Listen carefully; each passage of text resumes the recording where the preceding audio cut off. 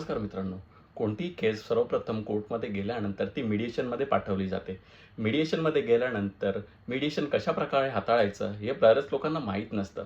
सर्वप्रथम mediation handle करताना आपण कोर्टामध्ये हे वाद मिटवण्यासाठी आलेले आहात हे आपण मीडिएटरला सांगण्याचा प्रयत्न करा. कोर्ट आपलं त्यामागे इंटेन्शन पाहत असते. दुसरी गोष्ट, कोर्टामध्ये कुठलेही लिटिगेशन आपण वाढवणार नाही, वाद वाढवणार नाही. शांतपणे मीडिएशनला आपण प्रतिसाद द्या याची खात्री द्या. त्यानंतर आपल्याला हवे असलेले मुद्दे, त्यामध्ये आपल्या हवे असलेल्या मागण्या लिहून काढा.